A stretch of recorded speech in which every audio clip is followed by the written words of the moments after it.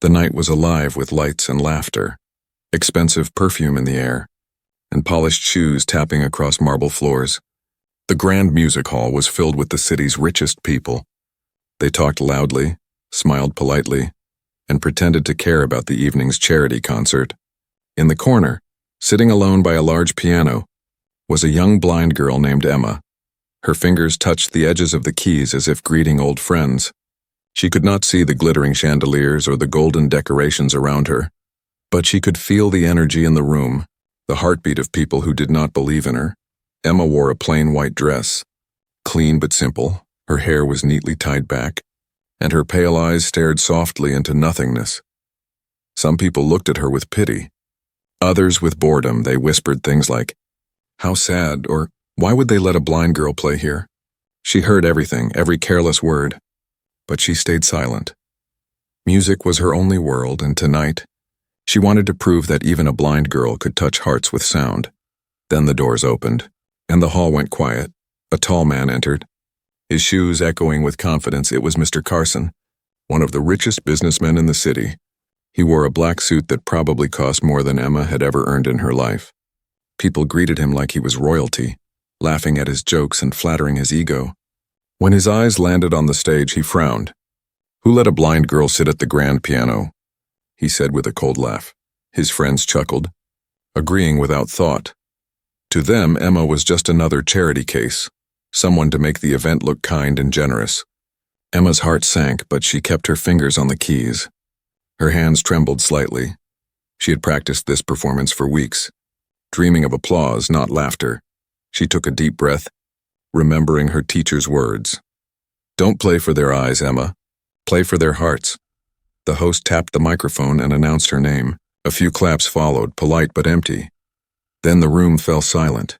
Emma pressed the first key, and a soft, sweet note filled the air like a whisper.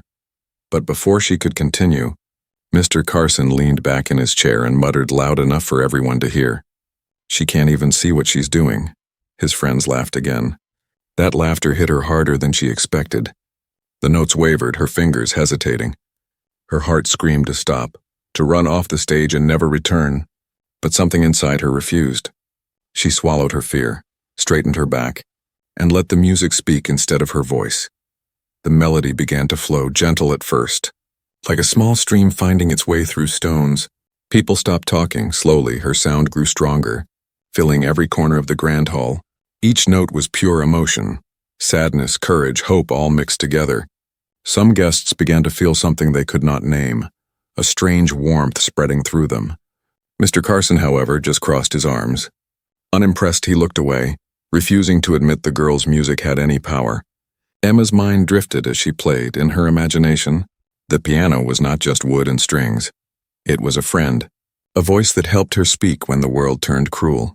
She remembered the small orphanage where she had learned her first song, the kind woman who used to guide her hands across the keys.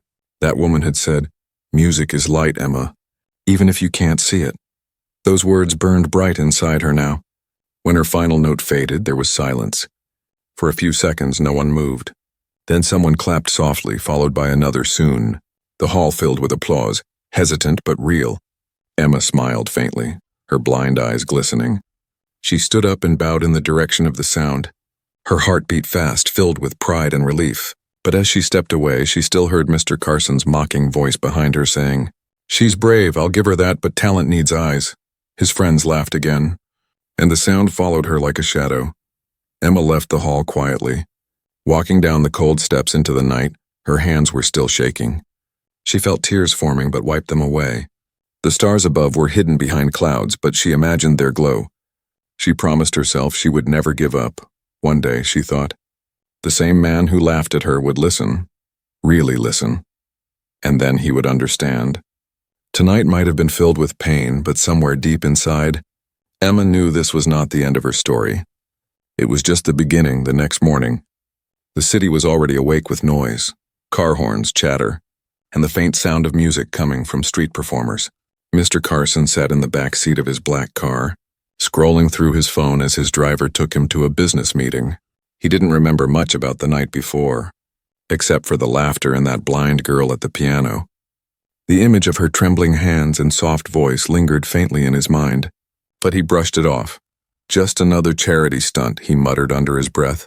Mr. Carson was the kind of man who measured life in numbers, profits, and power. He had built his empire from the ground up, and people respected him for his success, but deep inside, there was a wall built the day his mother died. She had been a gentle pianist, always encouraging him to feel music, not just hear it, but after her passing. He had shut music out completely, claiming it was a waste of time now. He owned everything except the one thing his mother valued most, a soul that could feel. At his office, meetings went as usual, cold and calculated. His assistant, Laura, mentioned that the charity event had raised a record amount of money, and that blind girl Emma got quite a few offers from smaller studios, she added with a smile. Carson raised an eyebrow. Really? From that performance? He asked with mock surprise.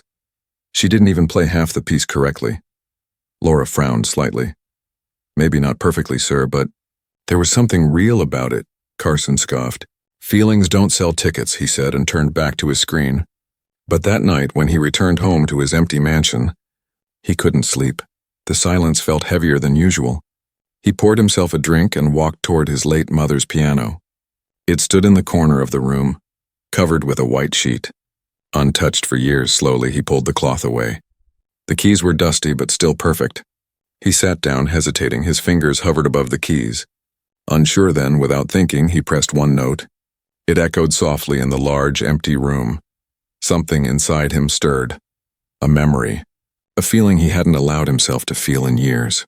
Suddenly he heard laughter again, not from the past, but from the night before, his own cruel words echoing back to him. You can't even see the keys, how can you feel the music? The memory made him uncomfortable. He put his glass down and stared at the piano. Why did she play that song like that?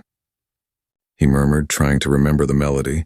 It wasn't one he knew from famous composers, but it had something hauntingly familiar. It carried a warmth he couldn't explain. Later that week, he attended another formal event at a downtown restaurant. As he sat at his reserved table, surrounded by laughter and chatter, something caught his attention, the sound of a piano from the hotel lobby nearby. He froze. The melody was the same, gentle yet powerful. He knew it instantly. His heartbeat quickened. He stood up abruptly, ignoring the confused looks of his companions, and walked toward the sound. There she was, the same blind girl, Emma, sitting at the piano again. Her hands moved gracefully, her face calm and glowing under the soft light. The song she played was slow, filled with emotion. Every note seemed to tell a story of love, us and hope. Carson stood in the doorway, completely still. The people passing by didn't notice him, but his heart was racing. He realized with a shock that he had heard this song before, not from her, but from his mother. The room around him disappeared, and he was 10 years old again, sitting beside his mother as she played the same tune. She had called it The Moon Still Shines, a song she wrote for him when he was scared of sleeping alone. He remembered her voice saying, "Even when it's dark, the moon still shines, my son. Just listen for it." Now, decades later, that same melody was flowing from this blind girl's hands. Carson felt something he hadn't felt in years. Shame. His eyes burned as he watched her play.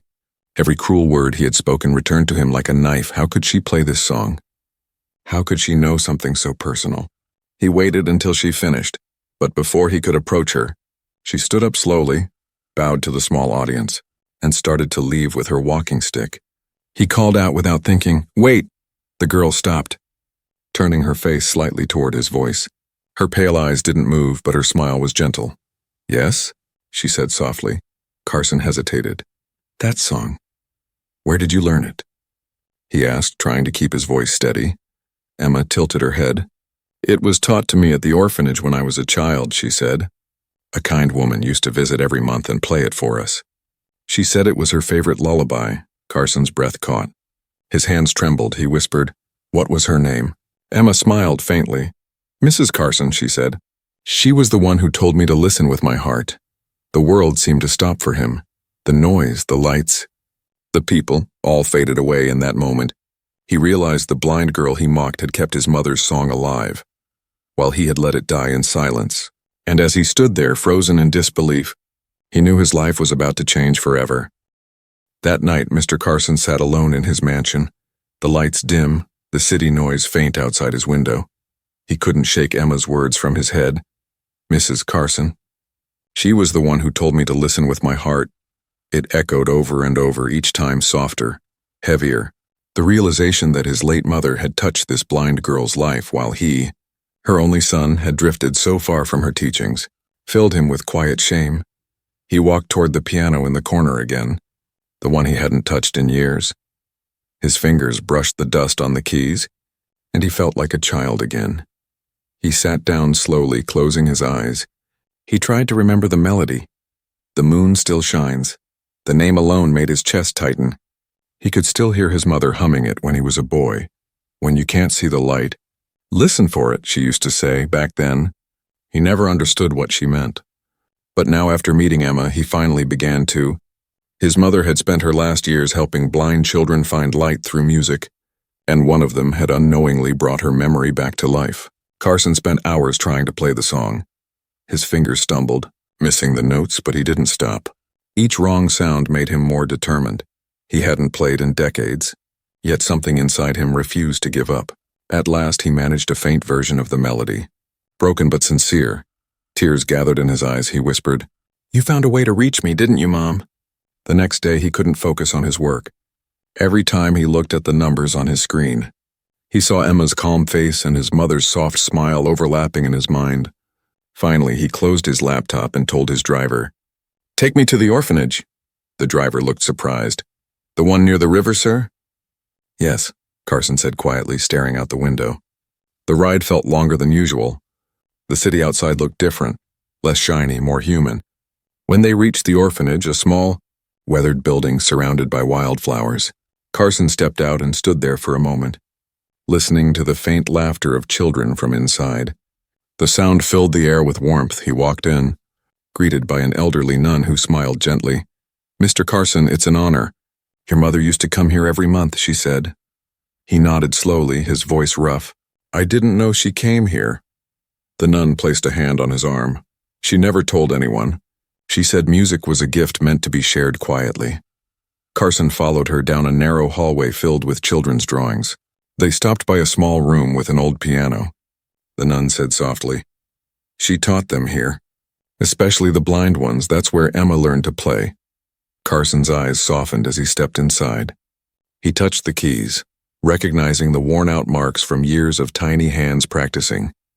He could almost see his mother sitting there, guiding Emma's fingers. Whispering encouragement, he turned to the nun. "Do you know where Emma is now?" he asked. The nun smiled. "She comes here every Sunday to teach the younger children. She said she's repaying the kindness your mother showed her." Carson felt something shift inside him. A strange mix of guilt, pride, and admiration. He thanked the nun and left quietly, but his heart was anything but quiet. That evening, he couldn't resist returning to the restaurant where he had last seen Emma. The same lobby piano stood there, shining under the warm light, but this time, Emma wasn't playing. Instead, a young boy sat there awkwardly. Trying to mimic a simple tune, Emma stood beside him, her hand gently resting on his shoulder, guiding him with patience and warmth. Carson watched silently from a distance. She was doing exactly what his mother had done, teaching others to see with their hearts. After the boy left, Emma turned toward the sound of his footsteps. "You came back," she said softly.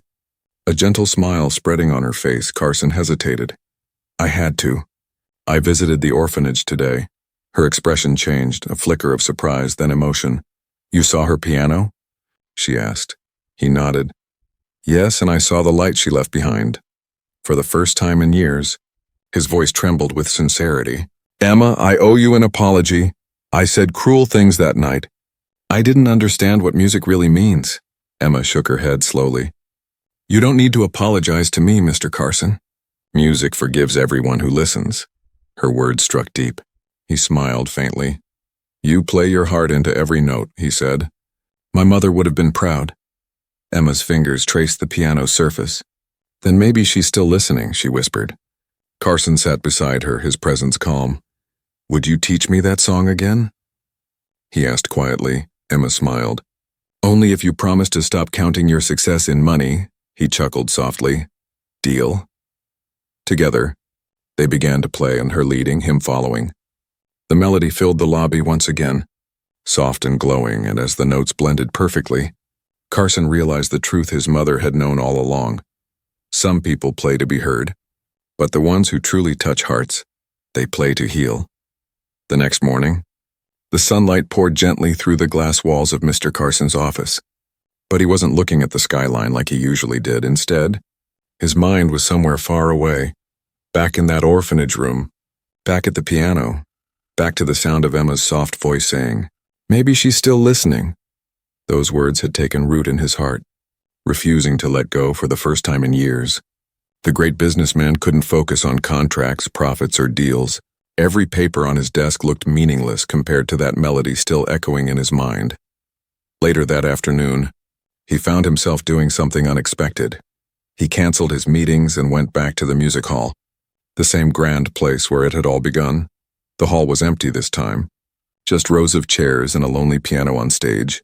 Dust motes danced in the sunlight that streamed through the tall windows. He walked slowly toward the piano, feeling every step heavy with memory. He ran his hand along the instrument's smooth surface. Remembering his cruel laughter that night, he whispered, "I wish I could take those words back," his voice cracked. He sat down and played a few clumsy notes of "The Moon Still Shines." The melody was shaky, uneven, but filled with emotion. As he played, tears began to fall. He didn't even wipe them away somewhere inside. It felt like his mother was right there beside him, guiding his hands like she used to when he was a little boy. Then he heard a soft sound, footsteps. He turned, surprised, and there she was, Emma, standing quietly by the door, her white cane in hand. "I heard someone playing," she said with a small smile. "I followed the sound." Carson smiled back faintly. "Seems like I'm not as invisible as I thought." She tilted her head. "Music makes everyone visible." He nodded slowly. "You're right, Emma. I came here to understand what I lost." She walked closer, her steps light. "You never lost it, Mr. Carson. You just stopped listening." Her words hit him deep. He took a deep breath. "That song you played, 'The Moon Still Shines,' it was written by my mother. She taught it to you at the orphanage, didn't she?" Emma's expression softened. "Yes, I remember her hands guiding mine. Her voice telling me that light isn't something we see. It's something we feel." Carson's eyes shimmered. "She used to say the same thing to me when I was a child." For a moment, silence filled the hall. Not awkward, but sacred, like the world itself had paused to listen. Emma smiled gently. "She loved you very much. She used to talk about her son who stopped playing the piano after she passed." Carson looked down, guilt pressing on his chest. "That son was me," he said quietly. "When she died, I locked everything away, including her music." Emma reached out, her fingers brushing the edge of the piano, but she found another way to keep playing, and through me, he stared at her. Realizing the truth, his mother's kindness had never really ended. It had simply changed hands. Now it lived inside this blind girl who carried light without eyes. "Emma," he said softly, "you reminded me of who I was before money and pride took over." "You brought her back to me," Emma smiled, though tears glistened on her lashes. "No, Mr. Carson. Your mother brought you back to yourself. I just played the song." Carson stood and moved closer, his voice gentle. "You don't know what that means to me. I spent years thinking success could fill the silence she left behind. But it never did. Then one day a blind girl sat at a piano and showed me that music never dies. It just waits to be heard again." Emma's face lit with emotion. "That's what your mother always said. Every note is a memory waiting for someone to feel it again." He smiled through tears. She said that too. They both laughed softly, the sound mingling with the quiet hum of the empty hall. After a pause, Carson turned toward the piano. "Emma, will you play it again?" She nodded. "Only if you play with me." They sat side by side, two souls connected by one song. Emma began to play first, her hands graceful and sure. Carson followed carefully, his fingers trembling at first but growing steadier with every note. The melody rose through the empty hall like sunlight breaking through clouds. For a moment, they weren't a blind girl and a rich man. They were just two people bound by love and loss. When the final note faded, neither of them spoke. The silence felt full, peaceful. Carson closed his eyes and whispered, "I think she heard that." Emma smiled, her sightless eyes glimmering. Of course she did.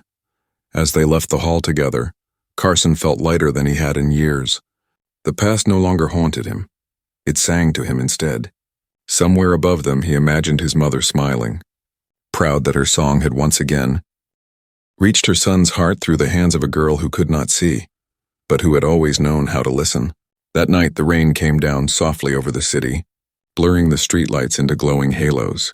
Mr. Carson sat in his car outside Emma's small apartment building, the windshield wipers moving in slow rhythm. He didn't know why he had driven there. Maybe it was guilt or gratitude or something deeper he couldn't name. The memory of playing beside her in that empty music hall still echoed in his mind. Every note, every pause, had awakened something long asleep in him. He stepped out, the rain soaking his expensive coat as he made his way to the small brick building. It wasn't in a rich part of town. The walls were chipped. The lights flickered. Yet when he reached Emma's door, he heard faint music from inside. He hesitated, then knocked gently. The music stopped. A moment later, the door opened. Emma stood there in a soft sweater, her hair down, her sightless eyes glowing in the warm light behind her. "Mr. Carson?" she said, her voice calm. "It's late." He smiled awkwardly. "I know I didn't mean to disturb you." She tilted her head, listening to the rain. "You sound like a man carrying a storm." He chuckled softly. "Maybe I am." She smiled and stepped aside. "Then come in." Before you get washed away, her home was small but peaceful. The scent of tea and old sheet music filled the air. A piano stood in the corner. Though it was smaller and older than the one in the concert hall, on the walls were framed quotes written in Braille and pictures of children from the orphanage. He noticed one photo in particular, Emma as a little girl, sitting beside his mother, both smiling. His throat tightened. She used to bring cookies every time she visited, Emma said softly, sensing where his attention had gone. The kids loved her. She never treated us like charity. She made us feel like we mattered. Carson's voice wavered. "I didn't even know she did all that. I was too busy building a name, too blind in my own way." Emma turned toward him. "We all lose our way sometimes, but music, it finds us again." He sat down across from her, his tone quiet. "Emma, there's something I've been meaning to ask. When you play The Moon Still Shines, what do you feel?" She smiled gently. "I feel her," she said. "Not just your mother, but the kindness she carried. The warmth that never asked for anything in return. When I play, I feel like she's still teaching me, telling me that I'm not alone." Carson's eyes softened. "You remind me of her," he whispered. "You both see light where others only see shadows." She laughed softly. "And you remind me of her son. The one she said had strong hands but a soft heart. The one who just needed to listen again." He froze. "She talked about me?" Emma nodded. "Often she said she hoped one day you'd find your way back to the piano." His eyes filled with tears. "I think I finally did." For a while, neither of them spoke. The only sound was the soft tapping of rain on the window. Then Emma said quietly, "You know, I never met my real parents, but your mother, she gave me something better than a name. She gave me purpose." Carson's heart clenched. "She would have been proud of you, Emma," he said. "You carry her spirit better than I ever did." Emma shook her head. "No, Mr. Carson, you're carrying it now too. You just forgot how for a while." He smiled, humbled by her words. "You've changed the way I see everything," he said. "I used to think success meant being seen. Now I know it means making others feel seen." Emma's lips curved into a warm smile. "That's what music does. It reminds people they're not invisible." Suddenly, an idea sparked in his mind. He stood up, pacing slowly. "Emma, what if we did something together? Something bigger than us both?" She tilted her head, curious. "What do you mean?" he said. "A foundation for blind musicians, named after the song The Moon Still Shines Foundation, to teach children who can't see the world how to feel it through music, just like you did." Emma's hands flew to her mouth. "That's beautiful," she whispered. "Your mother would love that." He smiled. "Then it's decided," she nodded, her eyes shining with emotion. "You've turned her music into a legacy." They sat back down, and she began to play softly again. Carson closed his eyes, listening as her melody filled the tiny apartment. The rain outside softened, blending with the notes like a lullaby. For the first time in years, Carson felt peace, not because of money or success, but because he had found something priceless: connection, forgiveness, and the sound of his mother's love living on through Emma's hands. As he stood to leave, she said gently, "Mr. Carson, you don't have to walk alone anymore." He looked at her, smiling through the blur in his eyes. "I know, Emma. I finally hear the music again." And as he stepped into the quiet rain, he realized something powerful.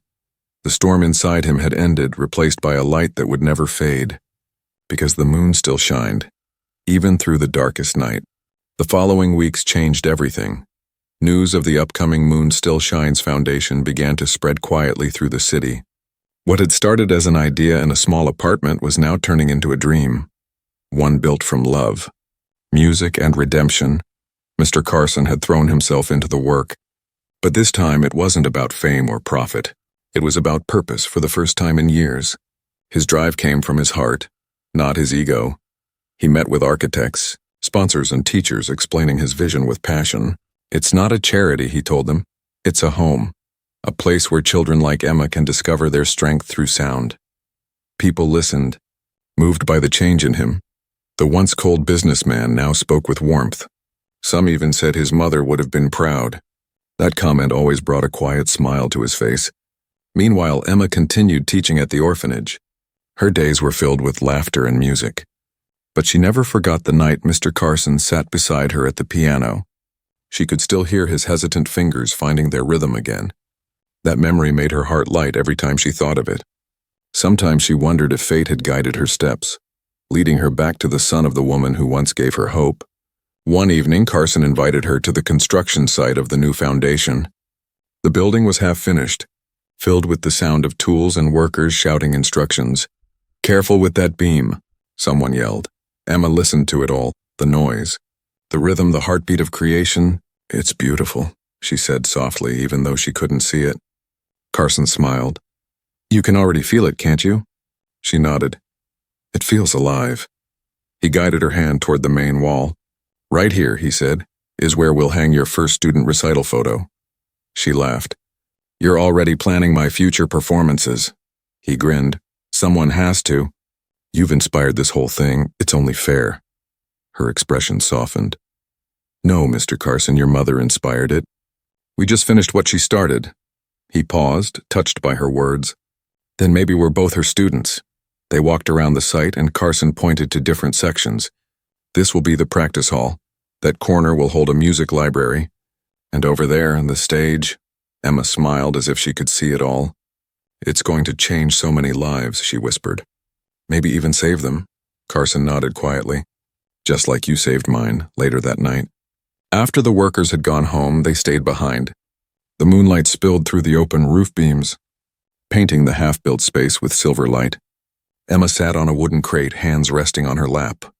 "Do you ever think about how strange it is?" she asked. "That one song could connect so many lives." Carson looked up at the sky. "I think it was meant to.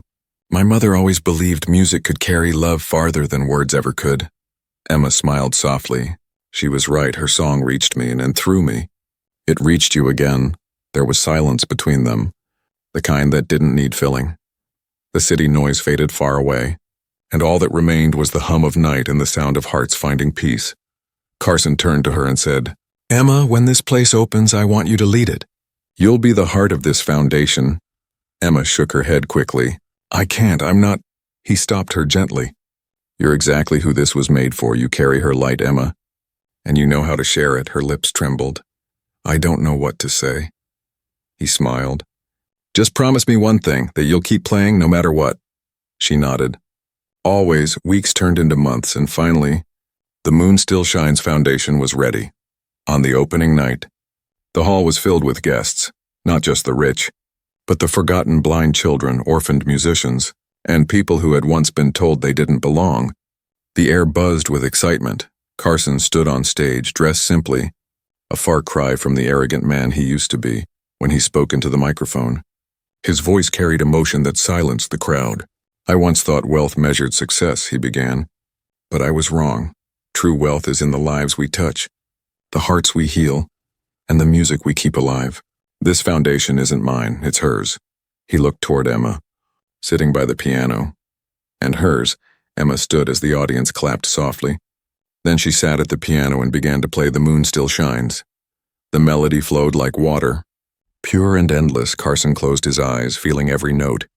Each sound seemed to tell a story, of a mother's love, a son's redemption, and a blind girl's courage.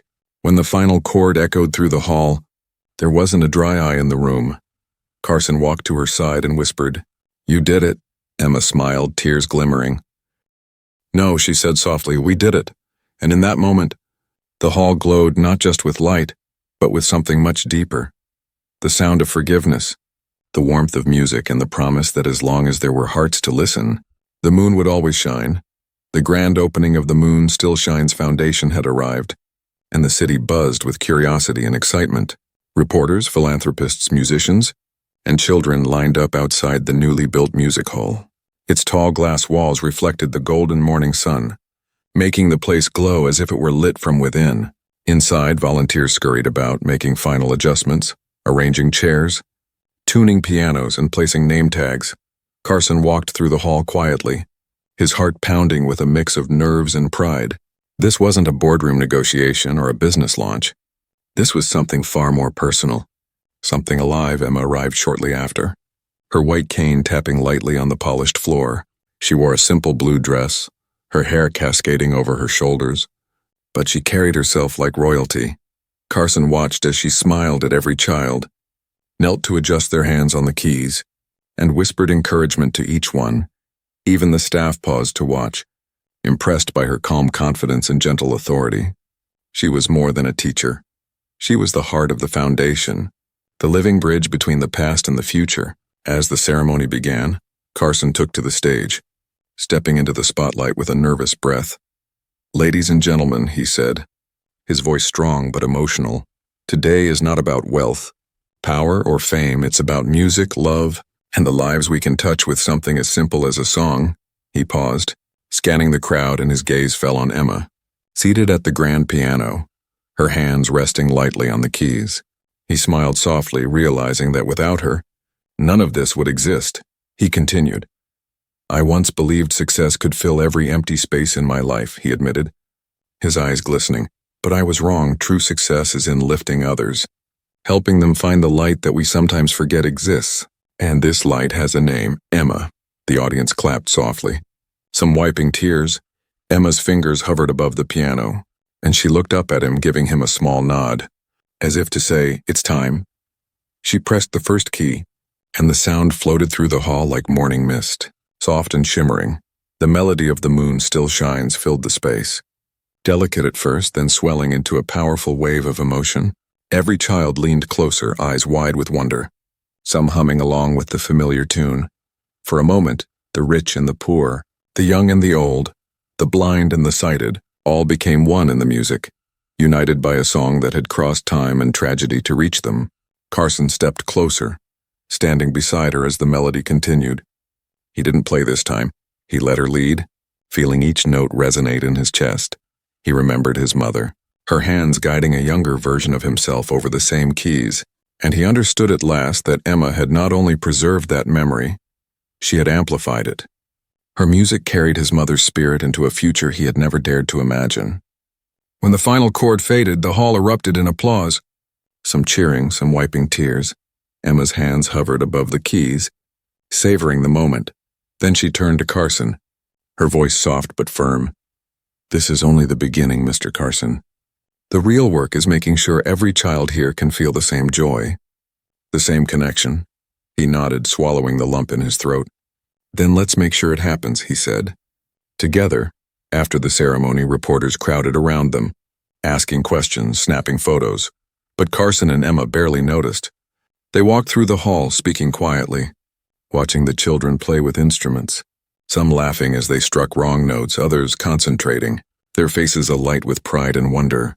Carson realized that this moment, these children, Emma, the music, was worth far more than any business deal he had ever closed.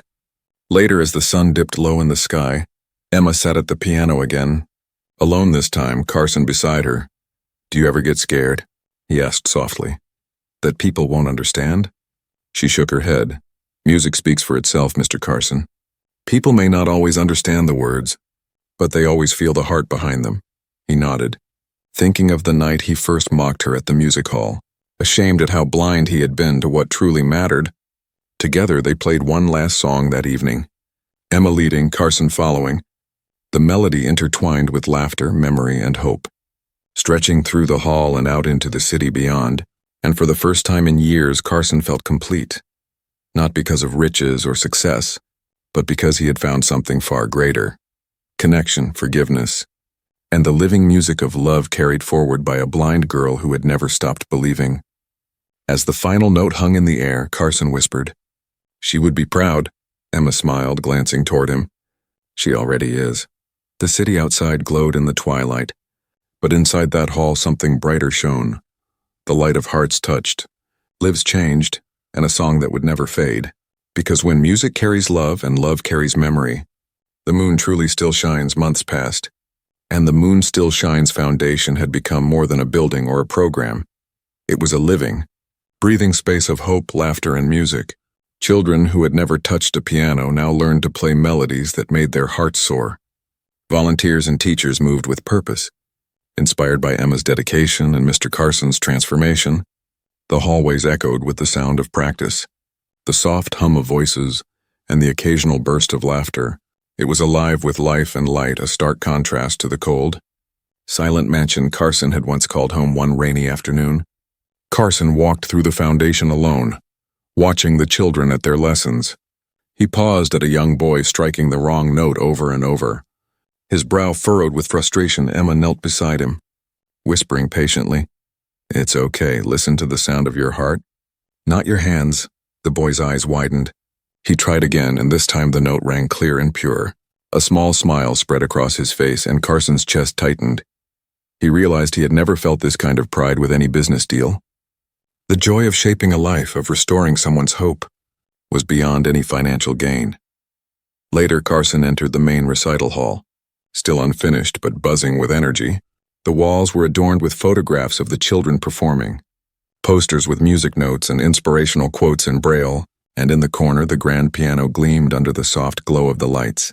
He walked over to Emma, who was adjusting a music stand for a young girl. "Do you ever think about how far we've come?" he asked, his voice soft, reflective. Emma looked up and smiled, her blind eyes shining with warmth. "Every day I see it in them," she said, gesturing to the children practicing.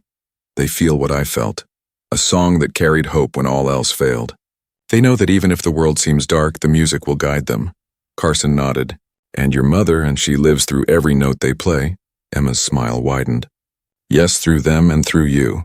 That evening, the foundation hosted its first official concert, with children performing in front of an audience filled with parents, teachers, and supporters. Carson sat quietly in the front row, watching as Emma led the students through The Moon Still Shines. Each note seemed to carry the history of their journey: the orphaned children, the blind girl, the rich man who had learned to listen again. The melody moved through the hall, touching hearts and for many bringing tears. When the final note lingered in the air, the applause was thunderous. But Carson barely noticed the sound. Instead, he watched Emma, her fingers resting gently on the keys, her face calm and proud. She had become the living embodiment of his mother's love and vision. The children around her beamed with achievement, their eyes shining even brighter than the lights above. After the concert, Carson and Emma stood together backstage. Watching the children celebrate, Carson placed a hand on her shoulder. "You've done more than I ever imagined," he said, his voice thick with emotion. "You've saved lives, changed hearts, and kept her memory alive." Emma shook her head. "It's not me, Mr. Carson, it's her, and all the children who dare to listen with their hearts. We're just the voices that carry it forward." As they walked through the empty hall later, Carson turned to Emma. "Do you ever think about what happens when we're gone?" he asked, a hint of worry in his tone. Emma smiled softly. "Music doesn't end, Mr. Carson, and neither does love as long as someone listens. The melody continues." He looked at her, understanding for the first time how true that was. That the legacy of a song, of hope, of courage, of love, could outlive them both that night. Carson sat alone at the grand piano, letting his fingers hover above the keys. He began to play The Moon Still Shines, not perfectly but with feeling. Each note reminded him of the blind girl who had changed his life, the mother who had guided them both, and the children whose futures now sang with promise. The music filled the room, stretching beyond walls. Into the streets, into hearts, a quiet testament to redemption, courage, and hope. Emma entered quietly, sitting beside him, and whispered, "She's listening." Carson closed his eyes, a tear sliding down his cheek. "Yes, she is," he said. "And I finally understand what she meant. The moon still shines even when we can't see it." Together, they played, letting the music flow freely, carrying love forward, spreading light through the darkness, and in that moment, Carson knew the journey that began with mockery and pain had ended with healing and connection. He had learned that wealth could not measure a life, that power could not touch hearts, and that true legacy is built with love, courage, and music.